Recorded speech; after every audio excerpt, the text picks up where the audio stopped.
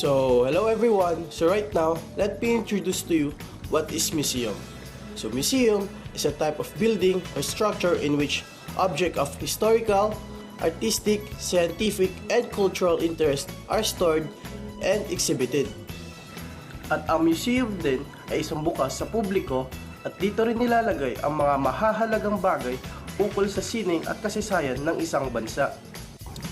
At fun fact, alam niyo ba na galing ito sa salitang Pranses na Molejon na tumutukoy sa isang templo ng mga musa, mga babaeng patron ng sining sa mitolohiyang Griego.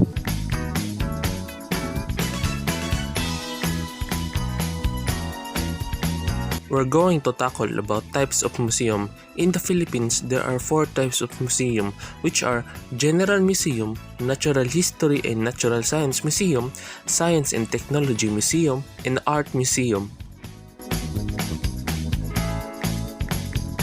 What is a general museum? A general museum is the multifaceted cultural institution dedicated to the collection, revision, research, and exhibition of the diverse area of the object and artifacts. At the core of the general museum purpose is the collecting of artifacts. This can range from ancient artifacts in historical documents to contemporary artworks in a repository, safeguarding to the items of future generation and ensuring their accessibility for research and public education. A new stereophonic sound spectacular. The National Museum of the Philippines. The National Museum of the Philippines is located in Manila. It was established on October 29, 1901, and its founder is the American colonial government during the early 20th century. The museum served as an educational, scientific, and cultural institution, housing a vast collection of artifacts, artworks, and specimens that showcase the country's rich history, art, and natural heritage. The Museo Davao is the former court of first instance of Davao City constructed in 1953. The museum building was completed in 2007. The museum was formally opened on March 14, 2008 during the 71st Araw ng Davao celebration. Students of Philippines Women's University of Davao City painted seascape and landscape that serve a backdrop of the intelligent and Muslim people gallery.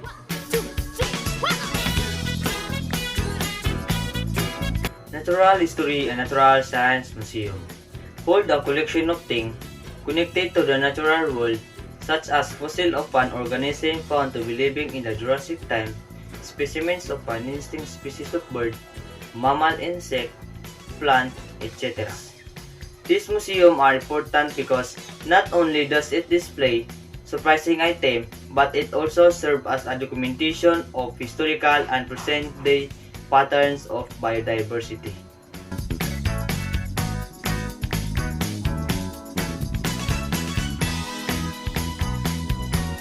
Museum of Natural History in Manila, Philippines is located in Rizal Park, also known as Luneta Park. The exact address is Teodoro F. Valencia Circle, Ermita, Manila. It was established on October 29, 2011. It is one of the 3 museums under the National Museums Complex, along with the National Museum of Fine Arts and National Museum of Anthropology. It was designed by the Filipino architect Dominic Galicia. The architectural design of the museum is notable for its modern, innovative approach. The purpose of the Natural Museum of Natural History in Manila, Philippines is to promote awareness, understanding, and appreciation of the country's rich biodiversity, natural resources, and ecosystems.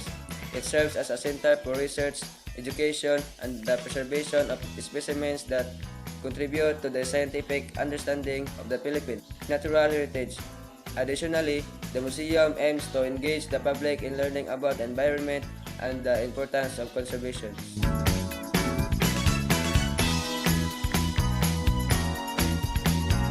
The National Museum of the Philippines.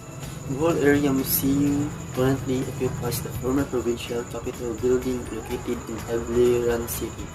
The building was donated to the National Museum of the Philippines by the provincial government of Bohol on June 16, 2014. The museum showcases a wide range of exhibits that highlights the rich cultural heritage of the world. It hosts a collection of archaeological artifacts, ethnographic materials, religious artifacts, and artworks that reflect history, traditions, and artistic expressions of the Baholano people. In addition to its permanent exhibits, the museum hosts temporary exhibitions and cultural events that promote a deeper understanding and appreciation of Bohol cultural heritage. It serves as an educational resource for locals and visitors alike, providing insights into the history and culture of the province.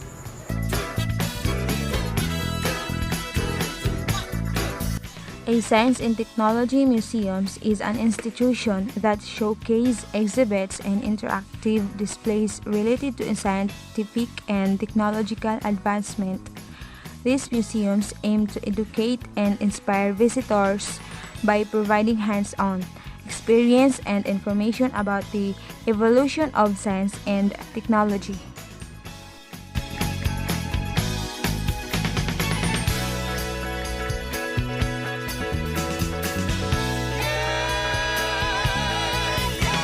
Bonifacio Art Foundation (INC) started planning for the first world-class home for science in the country in January 2007, continuing thanks to private corporations and individuals whose contribution made it possible for the Mine Museum to open its door to the public on March 16, 2012.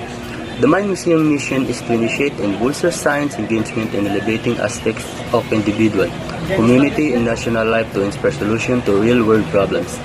The Mine Museum's exhibition takes off from a narrative that presents science in over 250 interactive exhibits through 5 interconnected stories. The galleries span nature in scale, from the smallest of things to the largest, and everything in between. The exploration also continue in science in the park outside.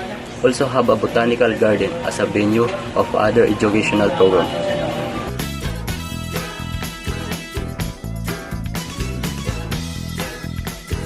The Philippine Science Centrum is an interactive science museum located in Marikina City, Metro Manila, Philippines.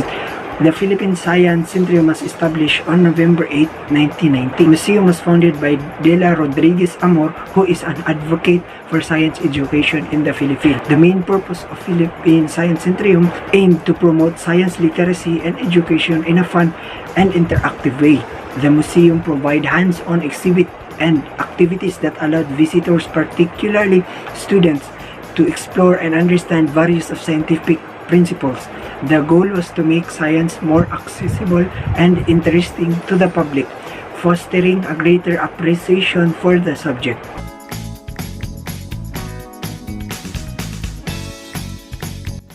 Art Museum.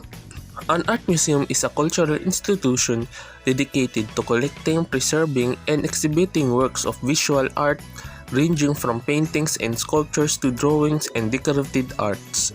It serves as a public space for the appreciation of artistic expression, fostering a connection between the audience and the rich tapestry of human creativity.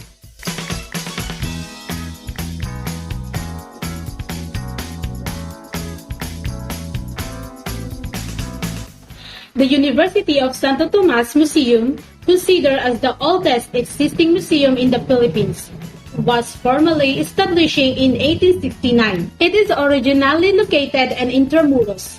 The UST Museum was later transferred to its present site as the Paraninfo of the UST main building, built in 1928 in the Sampaloc district of Manila. University Santo Tomas Museum owns the first collection of artifacts in the country, dating to as far back as 1682. Since opening its door in 1869, the museum witnessed the evolution of times and mirrored Filipino values through various generations.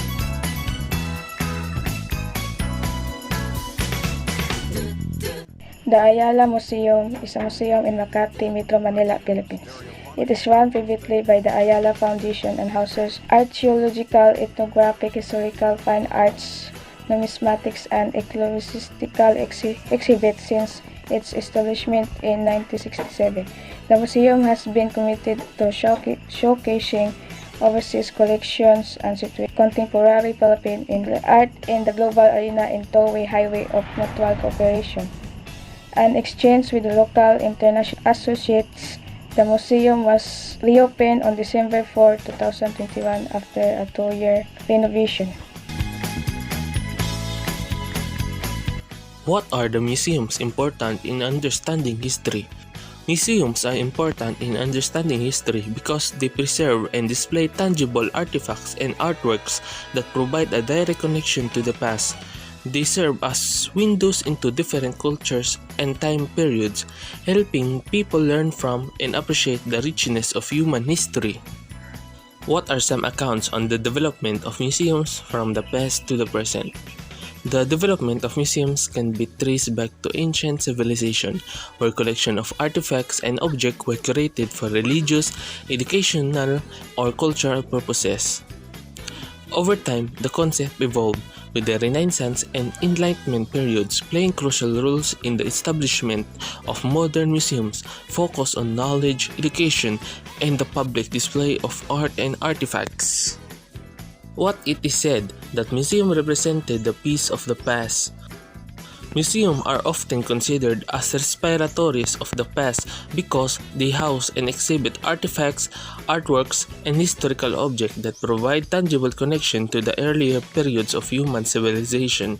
Through these curated collections, museums offer a glimpse into a diverse phases of history, allowing visitors to engage directly with the material remains of the past and gain a deeper understanding of cultural, artistic, and historical development. What are some of your observations about the museums in the country? The museums in the Philippines, notably the National Museum and institutions like the Ayala Museum, have played a vital role in preserving and showcasing the country's rich cultural and historical heritage.